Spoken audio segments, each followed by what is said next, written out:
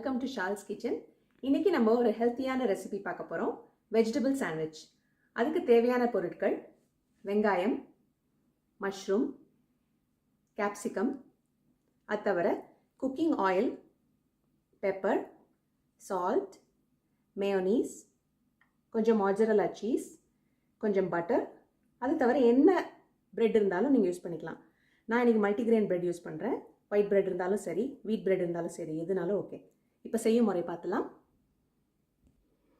இப்போ ஒரு பேன் போட்டு அதில் 2 டேபிள் ஸ்பூன் ஆயில் ஊற்றிருக்கேன். இப்போ வெஜிடபிள்ஸ்லாம் ஃப்ரை பண்ணிடலாம். சூடாயிடுச்சு.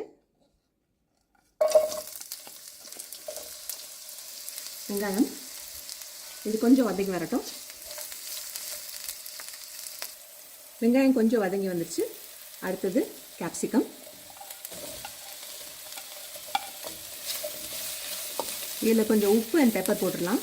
இப்போ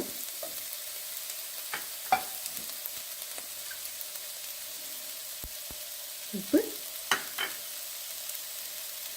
பெப்பர் உங்களுக்கு தேவையான அளவு போட்டுக்கோங்க. இது கொஞ்சம் வதங்கி வரட்டும். இப்போ மஷ்ரூமை போட்டுடலாம். இது ரெண்டும் வதங்கி வந்ததுனால இதை கொஞ்சம் நேரம் விட்டுருங்க. 3 சேர்ந்து வதங்கி வரட்டும். வெஜிடபிள்ஸ் கொஞ்சம் க்ரன்ச்சியாக இருக்கும் போதே நிறுத்திடுங்க அடுப்பை. அப்போ தான் நல்லாயிருக்கும். ரொம்ப சாஃப்ட் ஆகிடுச்சுன்னா சாண்ட்விச்சில் நல்லா இருக்காது. ஸோ இந்த நேரத்தில் நான் அடுப்பை அணைக்க போகிறேன். அடுத்தது ப்ரெட்டில் மேயோ தடவ போகிறோம். 2 ஸ்லைஸ்லையும் இப்படி தடவிக்கோங்க.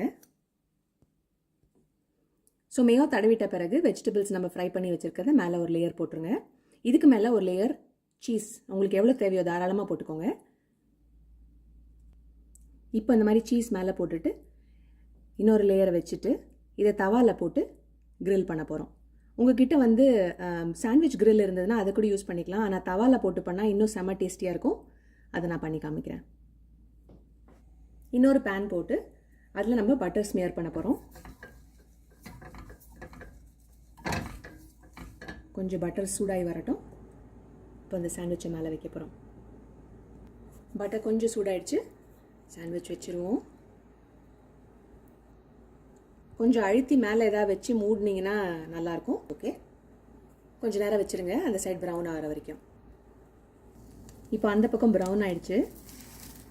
மெதுவாக எடுத்து ஃப்ளிப் பண்ணிவிடுங்க. எவ்வளோ ப்ரௌனாக பியூட்டிஃபுல்லாக இருக்குது பாருங்கள். உங்களுக்கு வேணும்னா இன்னொரு வாட்டி பட்டர் போட்டுக்கோங்க திருப்பத்துக்கு முன்னாடி. இந்த சைடும் விட்டுருங்க கொஞ்சம் நேரம். இப்போ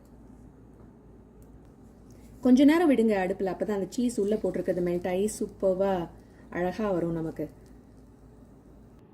அவ்வளோதான், ஒரு அருமையான சாண்ட்விச் தயார். இது இப்போ கட் பண்ணிடலாம்.